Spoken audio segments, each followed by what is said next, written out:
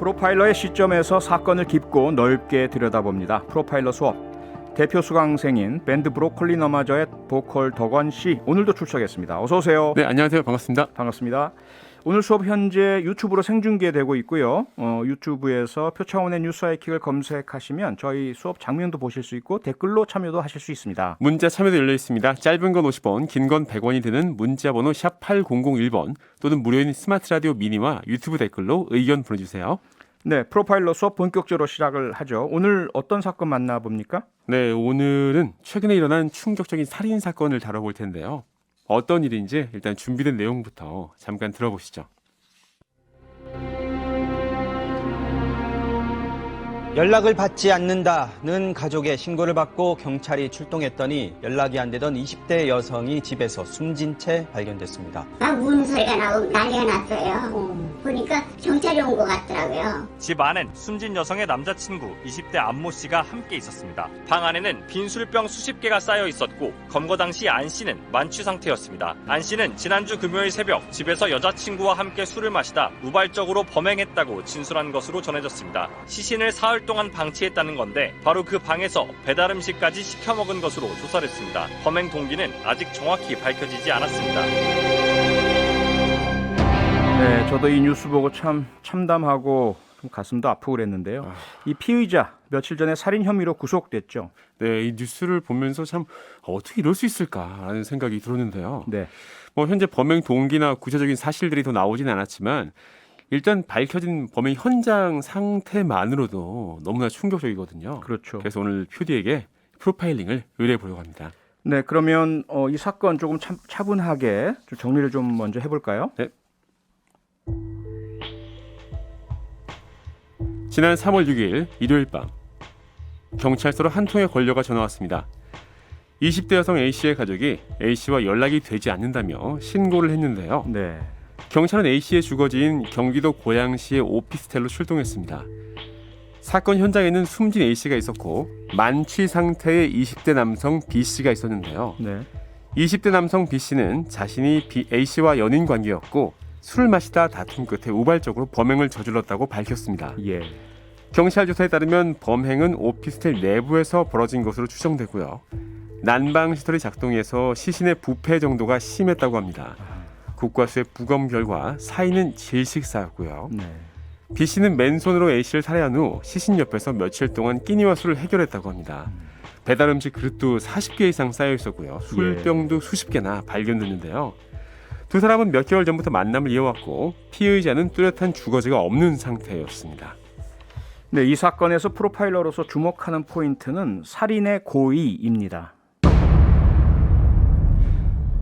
살인의 고의라고 말씀하셨는데 이 범인이 피의자가 예, 이게 우발적이다라고 주장을 하고 있거든요. 예. 그래서 그 부분에 대해서 말씀하시는 것 같은데요. 그 일방적 주장, 이미 네. 피해자는 말씀하실 수 없는 상태고 네. 고인이 되셨기 때문에 일방적인 피의자 가해자의 주장만을 받아들여서는 안 된다는 것이고요. 맞습니다. 그런 우발적 행동이 아님을 입증을 해내야 되는데 그 입증을 위해서는 상당히 좀 세심하고 전문적인 법의학적이고 네. 법과학적인 또 범죄 심리적인 이런 네. 분석과 또 대응이 음. 필요하다라는 의미에서 제가 살인의 고의를 가장 중요한 포인트로 잡은 겁니다. 입증을 해야 된다는 거군요. 네, 현재까지 알려진 피의자 쪽 진술을 보면 본인은 숨진 여성과 연인 관계였다라고 주장하고요. 또 네. 함께 술을 마시다 다툼이 있었고 우발적으로 범행을 저질렀다라고 하는데 이 지금 상황에서 어떤 범행 동기로 지목될 만한 가능성들이 있을까요? 일단 피의자의 말 전체를 있는 그대로 받아들여서는 안 된다고 생각을 하고요. 이 연인이란 표현도 우리가 피의자 가해자의 말만 믿고 계속 그 언론에서 사용하는 것도 조금 저는 조심스러워야 된다라고 말씀을 그렇네요. 드리고 싶고요. 스토킹하는 범죄자들이 연인 관계를 주장하거나 그걸 그렇죠. 전혀 사실 모르는 사이일 수 있는데 그러니까 일단 면식은 있었던 것 같고요. 그런가요? 그 가족들도 그렇고 만났었다라는 진술들은 있습니다. 다만 서로 상대방에 대한 호감이 있어야 연인 아니겠습니까? 맞습니다. 그런데 만나긴 만났는데 음. 피해자가 자꾸 이제 더 이상 만나기 싫다 또는 뭐 헤어지자라고 했는데 일방적으로 계속해서 안 된다 계속 만나자라는 그리고 이별에 대한 분노 때문에 그 소위 말하는 이별 범죄, 이별 살인으로 이루어졌을 가능성도 있기 때문에 네. 우선은 이 가해자의 말을 그대로 받아들일 것이 아니라 네. 지금 이 휴대전화에 대한 그 포렌식을 하려고 하는데 네. 피해자 휴대전화를 가해자가 부서뜨려서 지금 어. 현재 상당히 그 복구 어려운 상태라고 제가 알고 있거든요. 근데 그런 상황이라면 사실 네. 이것은 범행 동기를 유추할 수 있는 결정적인 증거가 그렇죠. 그 휴대폰에 있다고 짐작할 수 있을 것 같은데요. 그렇죠. 이런 행동은 사실 저희가 더 피의자를 의심할 수밖에 없는 상황이지 않나요? 그렇습니다. 다만 그 의심을 확증으로 바꾸려면 상당히 어렵고 힘든 그런 수사 과정이 필요하고요. 이런 경우는 어떻게 수사를 더 할 수가 있나요? 우선 디지털 포렌식 끝까지 포기하지 말고 해봐야 되겠죠. 부서진 상태지만 최대한 복구를 해보는 거군요. 그렇습니다. 디지털 카메라가 저 보성 오노인 그 연쇄살인 사건이라고요. 네. 그 바닷가의 염전에 빠져 있었는데도 상당히 오랜 시간이 흐른 네. 뒤에 그 사진들을 복원을 해서 결국 증거를 사용한 적도 있어요. 그래서 네, 우선은 디지털 포렌식에 대해서 포기하지 말아야 되겠고요. 네. 그리고 본인 휴대전화가 있잖아요. 그걸 본인 찾아보면 되겠네요. 휴대전화는 그대로 있는데 비밀번호를 지금 스스로가 밝히지 않고 있습니다. 상당히 어려운 상황이지만 역시 스스로가 밝히지 않은 비밀번호도 시간은 좀 걸리고 네. 장비가 고가의 장비가 필요하지만 이것도 밝혀낼 수는 있습니다. 가능하군요. 네, 그래서 일단 휴대전화 포렌식 네. 그리고 다른 형태의 디지털 증거도 있을 수 있고요. 온라인상에서 SNS라든지 다양한 형태가 있겠죠. 그리고 제3자가 혹시나 둘 간의 관계에 대해서 목격했거나 알고 있는 부분들, 네. 인근의 그 카페라든지 네. 또는 상점에서 목격하신 것도 있을 수 있고요. 오피스텔이라면 뭐 경비실이나 이런 곳에서 그렇습니다. 목격하셨을 수 있겠네요. CCTV에도 어떠한 그런 행동들이 잡혀 있을 수는 있거든요. 네. 여러 가지 하여간 지금 이러한 상황에서는 가해자의 주장만으로 쉽게 사건을 송치할 것이 아니고 왜냐하면 이렇게 되면은 잘못하면 네. 살인의 고의 입증이 안 될 경우에 아, 법정에서 훨씬 형량이 낮은 뭐 상해치사 네. 정도로 낮아질 수가 있거든요. 형량이 상당히 낮아질 우려가 있기 때문에 살인의 고의를 반드시 입증을 해야 합니다. 네. 근데 이게 만약 술을 마시고 우발적으로 범행을 저질렀다라고 주장을 하는데 네. 우리가 제가 수업 들으면서 많이 말씀 나눴지만 술 마시고 우발적인 범죄를 저지른다. 이거 사실 좀 인정이 쉽지 않다. 말씀하셨던 것 같고 네. 또 만약 계획적이지 않고 우발적인 경우라고 하면 왜 신고를 하지 않고 계속 이렇게 시신을 방치했을까요? 우선은 우발적이란 표현 자체는 너무 가해자들이 남발하는 표현인데요. 네. 계획적이 아니면 모두 우발적이다 그건 아닙니다. 음. 그러니까 계획적이란 것은 살인 범행의 도구를 준비하고 네. 살인의 계획을 세우고 네. 이러한 것들을 말하겠지만 그러한 경우는 아주 드물고요. 살인 사건에 있어서 네. 처음에는 어떤 그 살인의 아주 높은 수준의 계획보다는 만약에 끝까지 내 말을 안 들어준다면 이런 어떤 막연한 계획 이런 것들을 가진 경우가 대단히 많고요. 폭력을 행사한다거나 그렇죠. 그런 또 하나는 그런 막연한 계획도 없었지만 말을 주고받는 와중에 네. 살인의 고의가 형성되고 그 순간적인 계획이 생길 수가 있거든요. 네. 가장 중요한 포인트는 살인 사건 이후에보다도요. 네. 살인의 방법입니다. 지금 질식사라는 용어를 사용하셨잖아요. 네, 맞습니다. 질식사라는 것은 우발적으로 발생할 수 없는 형태의 죽음의 원인이에요. 이게 다투다가 부딪히거나 이런 것이랑은 완전히 다르다는 거죠. 완전히 다르다는 거죠. 네. 갑자기 분노가 폭발해서 한 대 네. 때렸는데 그 급수를 맞아서 사망했다. 이럴 경우는 혹시 이것이 우발일지에 대해서 상당한 그런 면밀한 검토가 필요하겠지만 네. 질식이라는 형태는 우발로 발생할 수 없는 죽음의 형태입니다. 그렇겠네요. 다만 그 질식을 처음부터 염두에 두고 그렇게 하겠다는 계획을 세웠느냐? 그렇게 된다면 가중처벌의 요인은 될 수 있겠지만 네. 그렇지 않다 하더라도 그 행위 음. 목을 졸랐던 기구폐색을 했던 네. 코와 입을 막았던 어떤 형태로든 그 행위를 하는 시간은 최소한 1분 이상이 소요가 되거든요. 네. 그 시간 동안에 의식 자극이 있고 그건 살인의 고의라고 볼 수밖에 없는 거죠. 그렇다면 우리가 이제 이 사람의 고의를 파악할 때 생각하는 기준을 훨씬 더 높여야겠군요. 그렇습니다. 두 번째 질문해 주신 살인 이후의 행동은 그 다음에 다른 부분인 거죠. 네. 예를 들어 계획적이었다 하더라도 네. 살인 이후에 본인이 자진 신고를 할 수도 있어요. 계획적으로 행하고 나서 네. 우발적인 것인 것처럼 가장하기 위한 그런 신고일 수도 있고요. 네. 또는 살인 이후에 증거인멸 도주에 대한 자신이 없기 때문에 자수 경감이란 걸 아마도 알고 있을 겁니다. 자수하게 되면 형을 경감받는다는 거. 그래서 신고하는 경우도 있어요. 이 사건 역시 이후에 신고를 안 했다는 것이 계획을 반드시 입증하는 것은 아니고요. 네. 다만 살인 범행 이후에 전혀 신고하지 않고 구조나 혹시라도 그 응급 그런 소생술을 통해서 그럴 수 실시 활동을 있었겠네요. 통해서 생명을 살릴 그러한 시도를 전혀 하지 않았다라는 것. 네. 이것은 살인의 고의의 연장이라고 볼 수 있는 것이겠죠. 근데 뭐 단순히 방치하는 게 아니라 옆에서 이제 식사도 하고 술도 마시고 네, 실제로 검거될 때도 만취해 있었다고 하는데 예. 이런 경우면 사실 뭐 우발적으로 했다기보다는 정말 좀 사람이 좀 사이코패스라든가 약간 이런 식의 좀 문제가 있는 게 아닐까 하는 생각이 들거든요. 그렇게 단정하기는 어렵고요. 그런가요? 여러 가지 형태가 있습니다. 시신과 함께 오랜 시간 함께 있는 네. 그런 가해자의 경우가 많아요. 가족 내 살인 사건의 경우에도 아, 특히 자녀가 자신을 학대하는 부모를 살해하고 그 시신과 오랫동안 함께 있는 사건도 있었고요. 네. 그 다음에 부부간에도 가정폭력 살인 사건 이후에 시신을 그대로 둔 채 함께 오랜 동안 생활하는 사건도 있어요.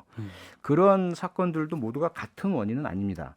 원인이 다 다르군요. 피해자에 대한 어떤 양가 감정이라고 하죠. 네. 너무나 사랑하는데 또 폭력을 저지르는 자기 과거가 있고 그리고 살인에 이르게 된 분노의 감정도 있고 네. 그런데 사망한 이후에는 신고하거나 떠나보내고 싶지 않고 계속 같이 있고 싶고 이러한 경우도 있고요. 네. 그런데 지금 이 사건 같은 경우는 그렇게 보기는 어려울 것 같고요. 이 사건은 조금 독특한 것이 뭐냐면 가해자가 네. 주거가 일정치 않은 사람이란 거예요.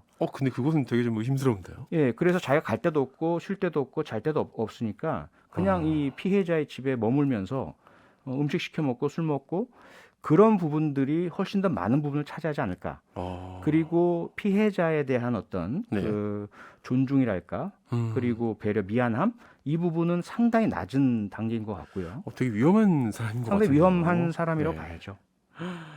그래서 보니까 피해자 가족의 진술 중에 예전에도 여성을 폭행한 적이 있다라는 진술을 했다고 하거든요. 네. 그래서 뭐 과거에도 폭력이 있었다는 진술이 있으면 이제 뭐 이 사람이 원래 좀 그런 사람일 수 있을 것 같다. 이런 것들. 그리고 이제 뭐 다른 범죄가 있으니까 또 가중 처벌을 해야 된다든가 네, 그런 네. 것들이지 않을까요? 우선은 그 과거에 폭행 사실이 있었다는 것만으로 가중 요소가 되는 건 아니고요. 네. 다만 그 폭행의 정도와 방법 그리고 사유 이런 것들과 함께 그것이 습관성이었는지 그리고 이 가해자의 기본적인 그런 그 심리적인 문제는 무엇인지 이런 네. 부분을 판단하는데 하나의 단서는 될 수 있죠. 민의를 통해서 허서미님께서 가해자에 대해서 정신 감정을 했는지 여쭤보시는데요. 아마 이루어지긴 하겠죠. 아마 이루어질 가능성이 있습니다. 우선 네. 정신감정 전 단계로 프로파일러가 심층 면담을 실시할 가능성이 높고요. 그 프로파일러 심층 면담을 통해서 상당 부분 심리 파악이 가능하거든요. 그럼 굳이 정신감정을 할 필요가 없다. 정신감정을 하는 이유는 뭐냐면 네. 정신질환이 있는지 여부를 확인하기 위해서입니다. 그 전에도 어떤 사람인지를 이미 프로파일링을 통해서 어느 정도 파악할 수 있군요. 네, 심리적인 성격적 파악이 가능하다면 굳이 정신감정을 할 필요는 없고요. 정신감정을 하는 이유는 네. 심신미약, 심신상실을 주장할 경우 아, 수사 단계에서 그런 정신감정이 이루어지는 것은 이 사람이 과연 법정에서 그런 것들을 주장했을 때 미리 네. 그런 여지를 혹시라도 허위 주장이라면 차단하기 위해서 네. 정신감정을 실시하는 것이고요. 그다음에 정신병력이 있다거나 변호인을 통해서 그런 것을 주장할 때 이루어지는 것인데 지금 이 사건 같은 경우는 아직까지는 꼭 정신감정을 해야 할지 여부는 좀 더 봐야 될 것 같습니다. 네, 민의 통해서 양금숙님께서 살인 후에 아무 죄책감이 없는 건 아닐까요? 라고 하시는데 이럴 가능성이 좀 높을 것 같은데요. 글쎄요. 죄책감이 없을 수는 없고요. 그것을 부인하고 억압하고 억누르는 방어 기제가 발동하고 있다라고 보는 것이 더 맞겠죠. 네. 그리고 그러한 그 인격적 특성을 오랜 동안 계속해서 가지고 있었다라면 그때 우리가 이런 사람을 반사회성 인격 장애자라고 부르는 것인데 그런 경우인지 아닌지는 역시 프로파일러 면담, 정밀한 좀 더 성격 검사 등을 통해서 확인할 수 있을 것입니다. 단순하게 파악하기는 어렵지만 그래도 그런 네. 가능성이 좀 있겠군요. 6873님은요. 20대 아들이 있긴 하지만 참 도저히 이해가 안 되는 끔찍한 사건인데요. 네. 신상 공개를 해야 될 것 같습니다. 라고 말씀하셨어요. 한번 더 특정 강력범죄 처벌에 관한 법률상 신상 공개 요건에 될 수는 있을 것 같고요. 네. 그 범행 방법이 잔혹하고 공공의 안전을 위해서 필요한 부분이 있고요. 혹시라도 추가적인 꼭 살인은 아니더라도 폭행, 상해 등의 피해를 입으신 분, 신고하지 않은 분이 있을 수도 네. 있거든요.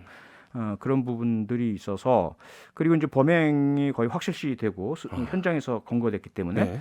신상공개 요건은 될 수는 있을 것 같은데 결국 이제 지방경찰청 신상공개심의위원회가 열려서 네. 거기에서 이제 함께 그 동의가 이루어져야 신상공개가 가능해지겠죠. 네. 참 앞으로 수사 과정에서 가장 관건이 될 만한 어떤 포인트가 있을까요? 앞서 말씀드린 것처럼 우선은 살인의 고의 입증 그리고 얼마나 그 살해 동기가 악의적이었는가 네.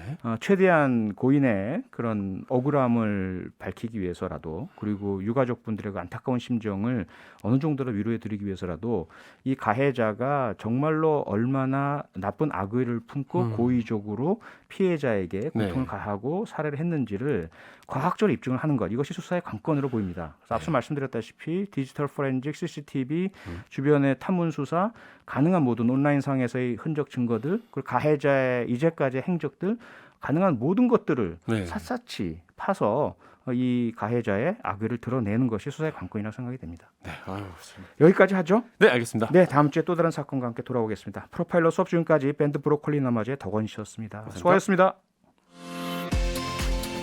평일 저녁 6시 5분에 여러분을 찾아갑니다. MBC 라디오 교창원의 뉴스 하이킥.